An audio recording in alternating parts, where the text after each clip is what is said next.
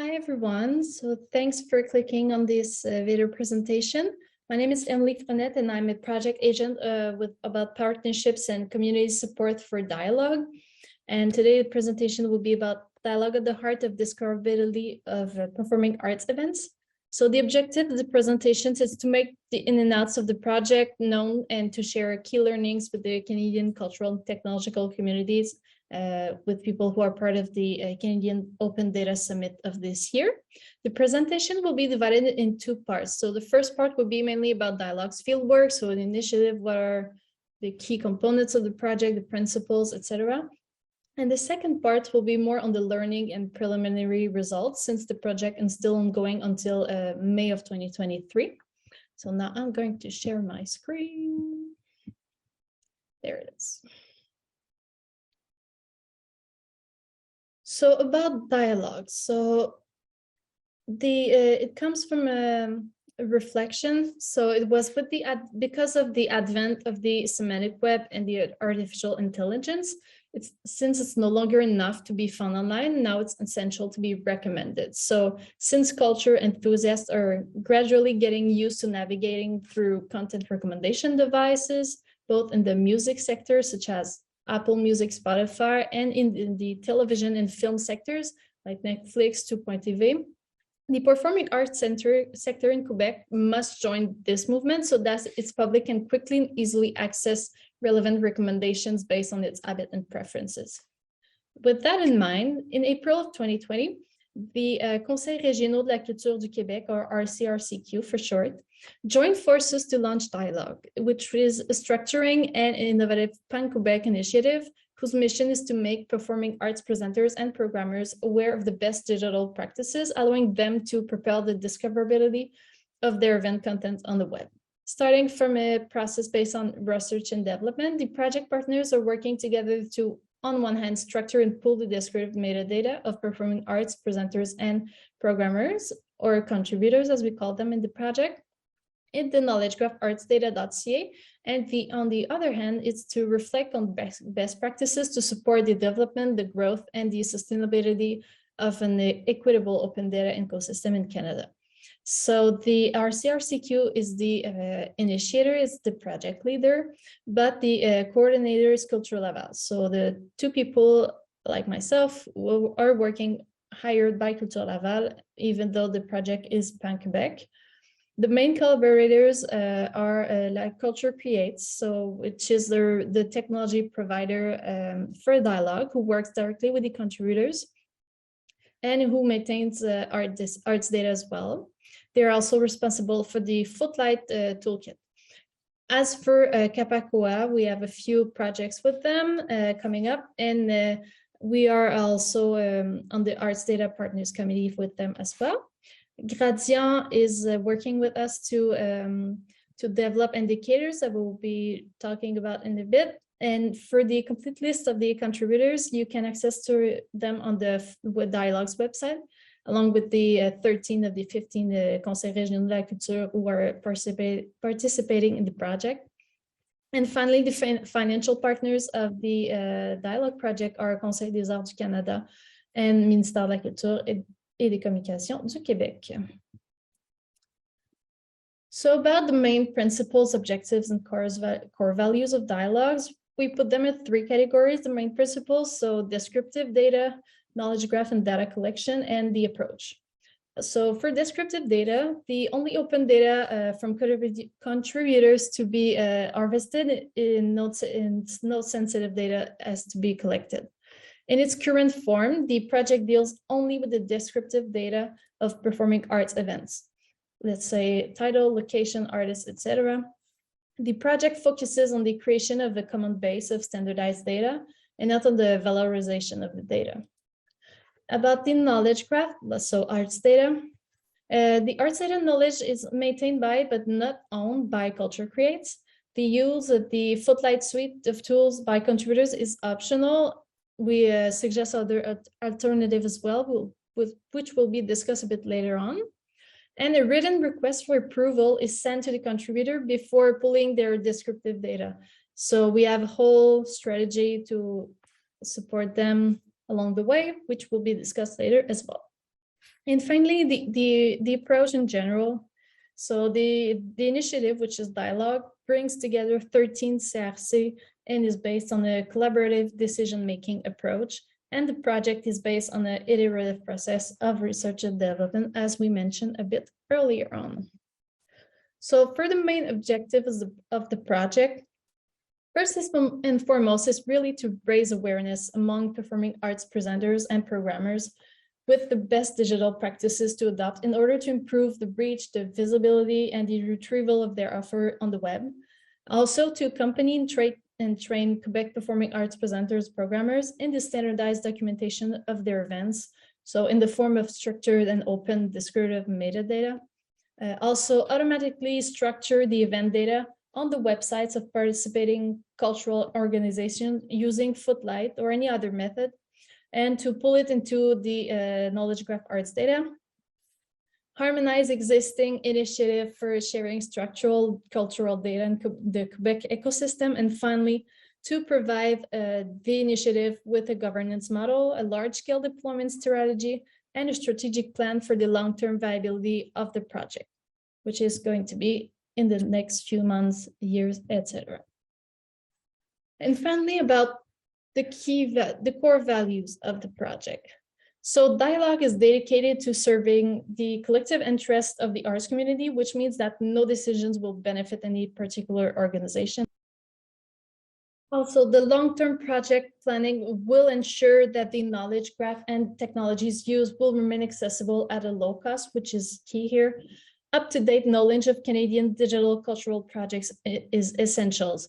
Like we mentioned a bit earlier on, we're parts of the Arts Data Partners Committee, and we're also in a few committees in Quebec as well, such as La Vitrine Committee and La Mesure 111 Committee, which are all with other people who are doing initiatives similar as ours today, to determine eventual partnerships in the future, to harmonize our research, and all partners must remain aware of technological advances that could influence certain stages of the projects. And finally, the project values the continuous sharing of learning and strives to break down siloed work logic. So we are collaborating, we're not working on our own. So now, so about the project governance and work methodology. So as you can see, this is the hierarchical structure, I could say, but it's pretty much decentralized and it's from the bottoms up. So how the dialogue project works as of now, we have a team of 2 people working on the project. So who are doing all the research, who are working with the contributors, with Culture Creates, who are attending all the external committees with the other eventual partners or collaborators. And then we issue recommendations, hypotheses to the committees we have within the projects. So we have 3 main committees, which are Data Governance, Sustainability, and Project Governance Committee, the Partnership Development and Ecosystem Liaison Committee, and finally the Communication Information Committees. So all these committees are presence of many experts in their fields, whether they are a regional director of a Conseil Régional de la Culture, they are experts in open data, they are experts in licensing, lawyers. So the key here is it allows for the fragmentation of issues and the research into the working committees. So we can play with the strengths, the skills, and the focus of each member in all these committees. The deciding committee will be the Governance Council. An executive committee will be held if necessary, but we didn't have too many of those. I think we had like 1 or 2, if I remember correctly. But the Governance Committee is really key because all the general directors of the CRC are sitting on the board who are part in the project. And remember, the CRC, the RCRCQ are the initiators of the project. So they're the deciding body of the project at the end. And since we involve them directly in the project, so they keep, there's a better engagement this way. And as for the overall coordination, so it's Culture Laval, Culture Creates, financial partners. The other ones are not as much involved in the project. They're more on the side, so that's why they're not in this diagram you see here. And as for the working methodology, like I said earlier, it's about research and development and dialogue. And with the research we do it before all the committees, we present it to them. And also we keep our websites, and we're all doing on social media as well to be updated. And we also have the portion with of work with the contributors as well that we're doing also on the side. So this is about the work methodology we have as of now. And now for a bit of more technical approach. So about the shared metadata and the logic, so how, for whom, and why. So Culture Creates handles the technological side of dialogue. So mainly apply all the, ask all the, I'm thinking about my mouse. So if the contributors have any questions on the technical side, they will be the main reference. As a dialogue is more about coordinating and being up to schedule and asking questions and being the contact with the main contributors.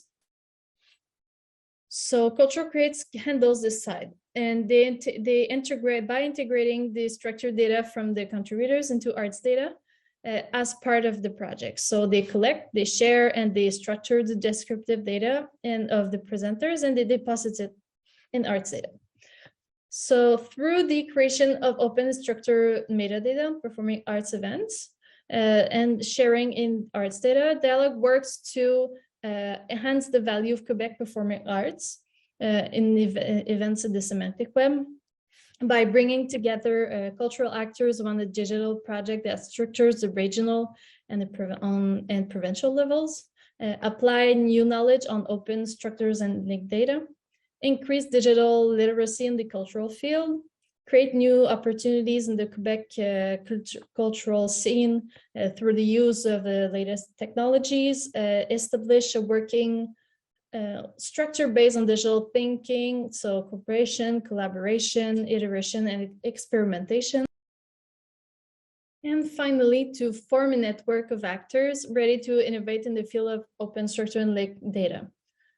So like we said a bit earlier, the main objective is to sensitize presenters to the benefits of participating in the project, so they get a knowledge of it, and they can use it for later, even when the project is over, they're no longer part of it.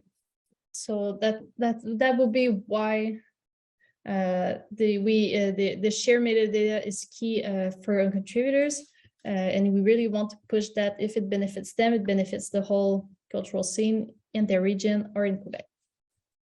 So now going to that from the preliminary results, which goes directly with what we're doing with the contributors. So like I said, we want them to get better at knowing the literacy online, to be able to have better practices by themselves, and to comprehend what they're doing with the structured metadata, how arts data works for them, and how they're going to be, there's going to be a better discoverability for them. So what we do at Dialogue specifically to facilitate that is that we, when they want to be part of the project, first of all, we send them a form about their online events. So do they think they have structured data? Yes or no? What they would say their knowledge on structured data is, what is a structured data? And based with all these answers, the Culture Creates will go and do a preliminary diagnosis, which will say yes or no, the contributor has structured data or no, what are the options possible, and we discuss with them one-on-one, depending of their human resources, if they have any financial struggles going on, depending of the options that will be offered to them.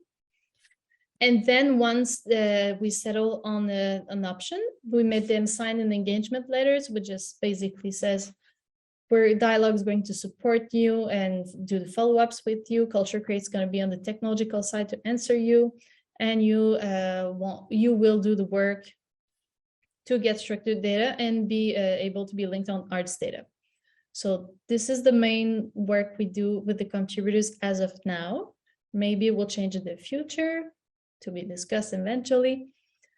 But this is the main work we do with them. But we present them with several options, but 3 are the most common that come back pretty much all the time. And these are these ones. So one of the most popular is the JSON LD. So the data can be structured directly from the website. We develop a template with Culture Create so they can put in their backend of the website. And Footlight's metadata management tool can be used to verify metadata once it's structured on the website or with the Google Rich Results test.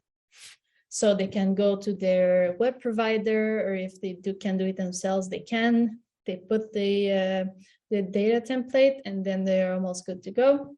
And it's just to verify once in a while if everything is all right. If the ticketing API is available, it can be used to populate Footlight and arts data. Footlight code snippet can be used to publish structured metadata on the website. Since ticket offices don't normally develop an API specifically for one contributor, this would not be in one of the most popular options. If I remember correctly, I'm not even sure one of them chose that option because it's really difficult to make them move as of now. And finally, we have Footlight, which is the one that was developed by Culture Creates.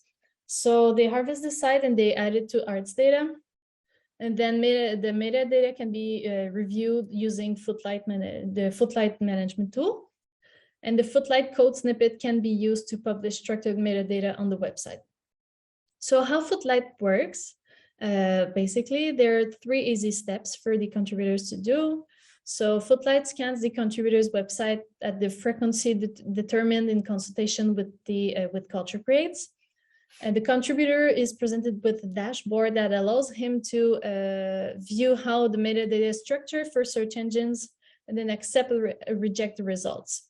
Once the data is approved, it is automatically sent to arts data. And then a code snippet is embedded in the contributor's website so that metadata has been structured, but that has been structured by Footlight is returned. However, it's possible and encouraged for a presenter or programmer to join the arts data without using Footlight. And it's based on the analysis of their website that is conducted by Culture Creates. So to determine which option is best for them to have the open data on the website linked to arts data. But the more metadata there's in the graph, and the more beneficial it will be for the entire community. So either way, we encourage that. As for project evaluations, we are currently working with Gradient on the creation of custom performance indicators.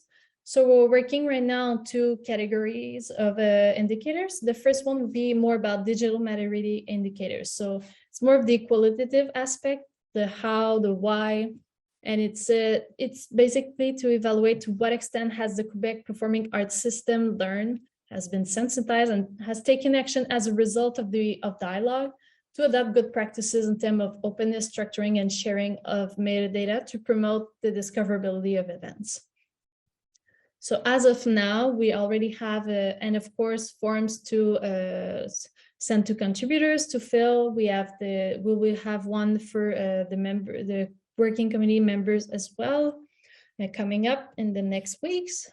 And with that as well, not only we send them forms to be filled, but we have a virtual meeting as well to go a bit further with the questions and the comments, so we can keep them and apply them to the future of the project. And finally, the Discoverability Index, which a lot of our contributors are waiting on because it's a quantitative aspect. So it's the indicators will be measuring factors influencing reach.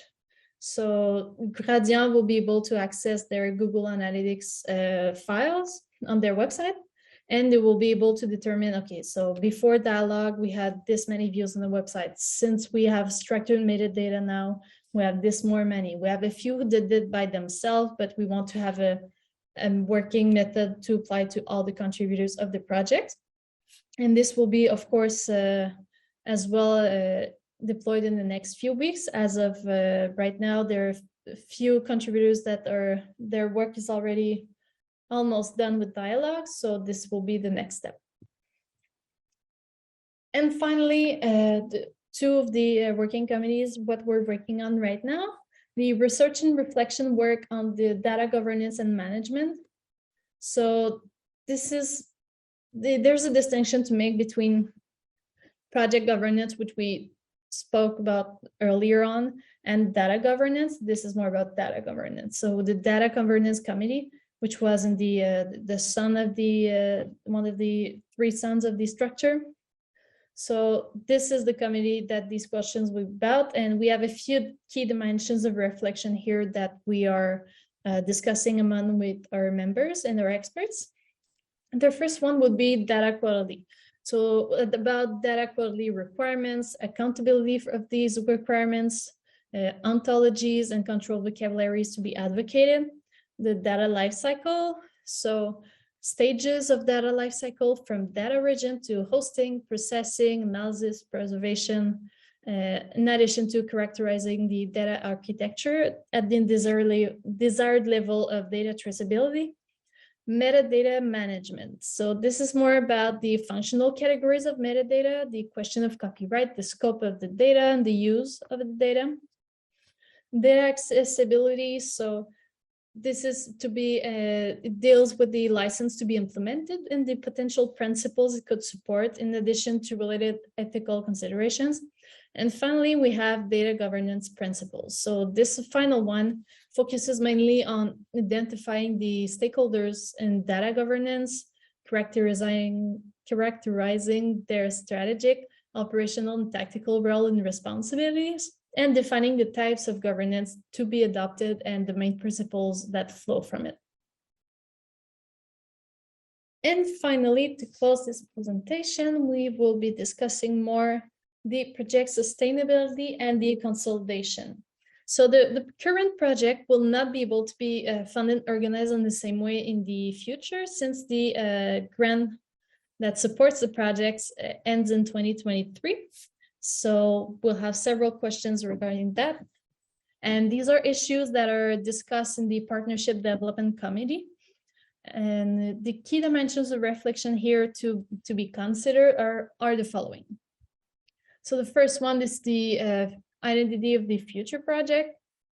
So all the nominal, graphic, linguistic identity of the project, which allows it to position itself favorably in the market and to effectively articulate its mission, its values, its mode of communication. So the characterization of the mission, its primary, secondary objective, its opportunities, the evolution of future development phases. And the stakeholders will also be identified and characterized in order to highlight their foreseeable potential need, as well as the possible means of mobilizing them. And in addition, numerous use cases are explored in order to demonstrate the actual and potential benefits of the actions taken by the dialogue team. And finally, it clarifies the potential activities of the future project in terms of services and products, so that it remains relevant in response to one or more real needs. And for the business model, it focuses mainly on the governance framework, so the working committees, the governance council, and the business model of the future project. So on one hand, the governance framework expresses the hierarchical structure and the decision-making process, the roles, the rights, and obligations of the stakeholders, while identifying an entity responsible for the administrative management, such as Culture Laval right now, of the future project, and an entity responsible for hosting the project's archival data. The risk of the future projects and the means to be adopted to ensure the alignment of its activities with its mission and its strategic objectives are also addressed. The operational model addresses the internal competencies required to operate the future project, the human and material resources to be mobilized, the distribution of work in accordance with the adopted governance framework, the main functions required for project development, like management, financing, communications, development, etc., and the related responsibilities are duly identified and distributed in accordance with the hierarchical and functional links that are deemed to be essential to the coherence, stability, and sustainability of the project. We'll get it there. And the financial model. So it's all about the financial resources that must be deployed to ensure the economic viability of dialogue in a sustainable manner. So operating costs, pricing strategies for services and product if it's going to be applicable, sources of financing, and the project financial models will be specified. And finally, the partnerships, which is one of the key points here. So it deals with the identification of all of the future projects partners and their role in the operation of the future projects. Also with addressing possible linkages with other digital culture initiatives. So since we're already in other communities with other initiatives, so this is one of the reasons. And the connections of partnerships for incoming data with data providers are also addressed. So this goes mainly about the key components of dialogue. I wish I could have put a bit more information in structures and data and everything, but 20 minutes is it's 20 minutes. So if you want more information, I wouldn't suggest to go on dialogue.ca, which is our website. And if you have more questions, and I don't think the website is in French. So if you have any question in English, you can reach to me personally. I'm better in writing than speaking, I think, in English. And if not, you can reach the main dialogue address at info@dialogue.ca. So I thank you for your attention for the video, and we'll see you maybe in the future. Thank you.